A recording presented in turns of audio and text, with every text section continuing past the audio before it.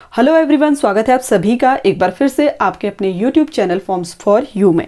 Friends, आज का ये वीडियो उन सभी कैंडिडेट के लिए काफ़ी इंपॉर्टेंट है जो बीएड एंट्रेंस एग्जामिनेशन की तैयारी कर रहे हैं। जी हाँ, आज के इस वीडियो में मैं आपके लिए लेके आई हूँ साइंस ग्रुप का पेपर, जिसमें आपसे 50 मार्क्स के क्वेश्चन पूछे जाएंगे और 1 आवर का टाइम आपको इसके लिए दिया जाएगा।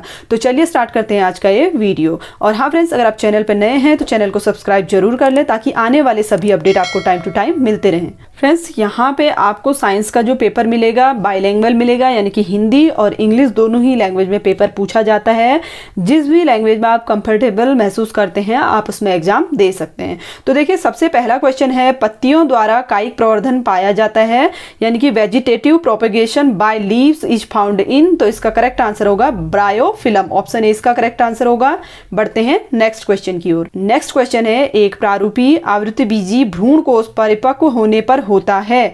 तो angiosperm embryo sac at maturity. तो इसका आंसर होगा, इसमें क्या होता है, 8 न्यूक्लियकृत और 7 कोशिकीय होता है। ऑप्शन ए इसका करेक्ट आंसर होगा। नेक्स्ट क्वेश्चन है, F1PD का दोनों जनकों से मिलना जुलना कहलाता है। तो ये कहलाता है सह प्रभाविता। ऑप्शन सी इसका करेक्ट आंसर होगा, जिसको हम बोलते हैं कोडोमिनेंस। बढ़ते हैं अगले क्वेश्चन की ओर। निम्नलिखित में कौन सा नाइट्रोजनी क्षार आरएनए में अनुपस्थित होता है। तो आरएनए में इनमें से कौन सा बेस एब्सेंट होता है, हमें ये बताना है। इसका करेक्ट आंसर है option C thiamine. Next question है, यूकैरियोटिक जीवों में कोशिका चक्र की किस प्रावस्था के दौरान डीएनए का प्रतिकृतिकरण होता है।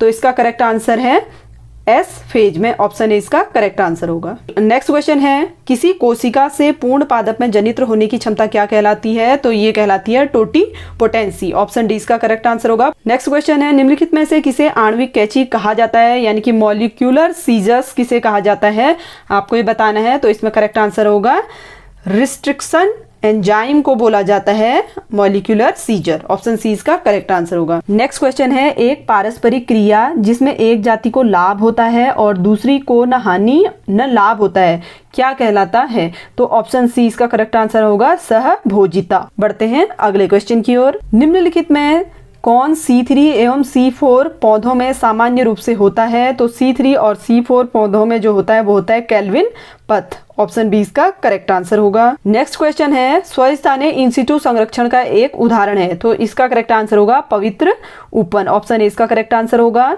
बढ़ते हैं अगले क्वेश्चन की ओर। निम्नलिखित में से कौन सा पादप वृद्धि नियामक फलों को पकाने में प्रभावी है। तो ये होता है एथिलीन। ऑप्शन डी इसका करेक्ट आंसर होगा। अगला क्वेश्चन है, पदार्थों की पादपों के संवहनी ऊतकों के द्वारा सामूहिक गति कहलाती है।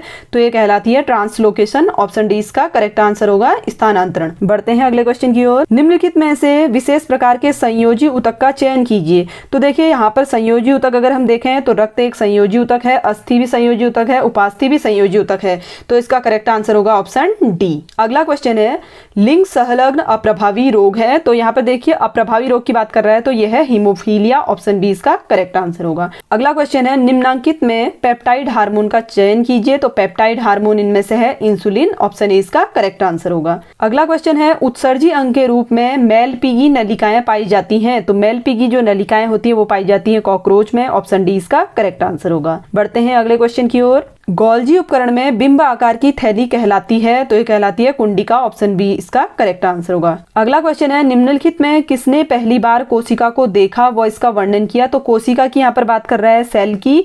तो सेल को पहली बार जिन्होंने देखा वो थे एंटोन वान लीवनहॉफ। ऑप्शन बी इसका करेक्ट आंसर होगा। अगर यहाँ पर देखिए केंद्रक के न्यूक्लियस की बात करता है तो उसकी खोज की थी रॉबर्ट ब्राउन ने। अगला क्वेश्चन है, निम्नलिखित में किसे एथेनॉल के बड़े पैमाने पर उत्पादन के लिए प्रयोग किया जाता है। तो यह है सैक्रोमाइसीस सेरीविसेई। ऑप्शन ए इसका करेक्ट आंसर होगा। बढ़ते हैं अगले क्वेश्चन की ओर। नेक्स्ट क्वेश्चन है, डिनाइट्रिफिकेशन यानी कि विनाइट्रीकरण किस जीवाणु द्वारा किया जाता है। तो ये किया जाता है स्यूडोमोनास द्वारा। ऑप्शन सी इसका करेक्ट आंसर होगा। अगला क्वेश्चन है, निम्न में किस विद्युत चुंबकीय किरण में अधिकतम तरंग दैर्घ्य होता है। तो जो मैक्सिमम वेवलेंथ होती है वो होती है रेडियो तरंग में। ऑप्शन ए इसका करेक्ट आंसर होगा। अगला क्वेश्चन है, किसके कारण पोटेंशियोमीटर सटीक विभवांतर को मापता है, यानी कि पोटेंशियल डिफरेंस को जो पोटेंशियोमीटर है किस कारण से नापता है।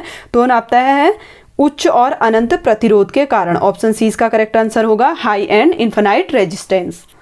बढ़ते हैं अगले क्वेश्चन की ओर। क्वेश्चन नंबर 23 है, कोणीय त्वरण निर्भर करता है। तो कोणीय त्वरण जो है बल आघूर्ण और जड़त्व आघूर्ण पर निर्भर करता है। ऑप्शन सी इसका करेक्ट आंसर होगा। अगला क्वेश्चन है, बर्नौली का प्रमेय आधारित है। तो बर्नौली का जो प्रमेय है वो देखिए एनर्जी कंजर्वेशन पर आधारित है। ऑप्शन बी इसका करेक्ट आंसर होगा। अगला क्वेश्चन है, एक चालक की धारिता निर्भर करती है। तो एक चालक की जो धारिता है चालक के परिमाण और आकार पर निर्भर करती है।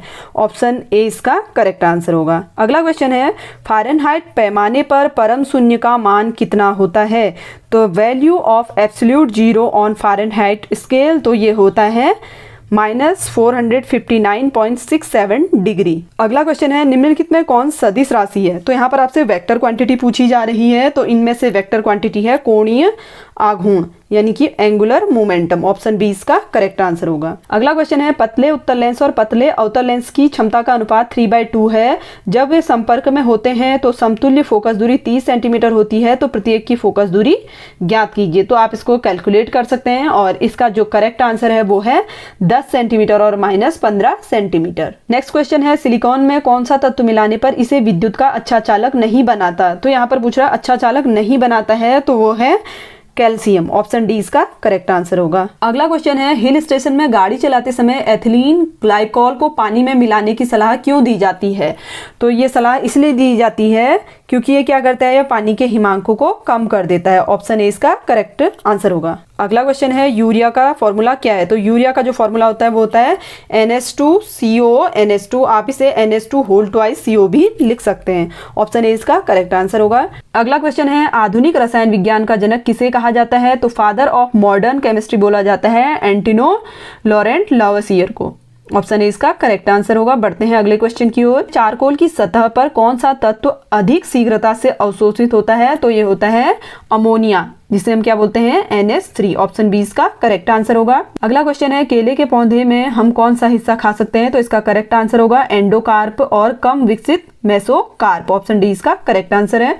बढ़ते हैं अगले क्वेश्चन की ओर। हमारी हड्डियां और दांत सामान्यतः किस रासायनिक पदार्थ से बने होते हैं। तो हड्डियां और जो दांत हैं वो बने होते हैं ट्राइकैल्शियम फॉस्फेट से। ऑप्शन डी इसका करेक्ट आंसर होगा। अगला क्वेश्चन है, पीतल मिश्र धातु है। तो पीतल देखिए कॉपर और जिंक से मिलकर बना होता है। तो ऑप्शन डी इसका करेक्ट आंसर होगा। मिनीमाता बीमारी प्रदूषक द्वारा उत्पन्न होती है। तो जो मिनीमाता डिजीज है वो होती है मरकरी के कारण। ऑप्शन बी इसका करेक्ट आंसर होगा। अगला क्वेश्चन है, बायोगैस मिश्रण है। तो बायोगैस में जो होता है वो है मीथेन और कार्बन डाइऑक्साइड। ऑप्शन बी इसका करेक्ट आंसर होगा। बढ़ते हैं अगले क्वेश्चन की ओर। अगला क्वेश्चन है, निम्नलिखित में कौन सबसे शक्तिशाली अम्ल है। तो ऑप्शन डी इसका करेक्ट आंसर होगा HI। बढ़ते हैं अगले क्वेश्चन की ओर। अगला क्वेश्चन है, आमतौर पर प्रयोग किए जाने वाला मसाला जो लौंग होता है वो किससे प्राप्त किया जाता है। तो लौंग फूल की कली से प्राप्त किया जाता है। ऑप्शन बी इसका करेक्ट आंसर होगा। अगला क्वेश्चन है, निम्नलिखित में कौन सा एक व्यापक रूप से प्रभावी एंटीबायोटिक है। तो एंटीबायोटिक देखिए इसमें है एम्पिसिलिन। ऑप्शन सी इसका करेक्ट आंसर होगा। अगला क्वेश्चन है, निम्न में कौन सा रोग स्थिर पानी के कारण हो सकता है, यानी कि रुके हुए पानी के कारण इनमें से कौन सा रोग हो सकता है। मलेरिया हो सकता है। ऑप्शन सी इसका करेक्ट आंसर होगा। अगला क्वेश्चन है, रक्त में मुख्य शर्करा क्या है। तो रक्त में मुख्य शर्करा होता है ग्लूकोज। ऑप्शन बी इसका करेक्ट आंसर होगा। बढ़ते हैं अगले क्वेश्चन की ओर। किसकी एंट्रोपी सर्वाधिक होती है। तो वाष्प की होती है। ऑप्शन सी इसका करेक्ट आंसर होगा। अगला क्वेश्चन है, सरलतम एमिनो एसिड H2NCH2COOH का नाम क्या है। तो इसका नाम होता है ग्लाइसिन। ऑप्शन बी इसका करेक्ट आंसर होगा। बढ़ते हैं अगले क्वेश्चन की ओर। कौन सा पद सबसे सटीक रूप से दूध से दही बनाने पर क्या घटित होता है इसका वर्णन करता है। तो इसका करेक्ट आंसर होगा प्रोटीन विकृतीकरण। ऑप्शन बी इसका करेक्ट आंसर होगा। बढ़ते हैं अगले क्वेश्चन की ओर। जंग क्या है। तो देखिए यहाँ पर पूछा जा रहा है रस्ट क्या है। तो रस्ट होता है Fe2O3 या फिर आप इसको लिख सकते हैं FeOH का होल थ्राइस। ऑप्शन सी इसका करेक्ट आंसर होगा। अगला क्वेश्चन है, निम्नलिखित में कौन एक ही समूह से संबंधित नहीं है।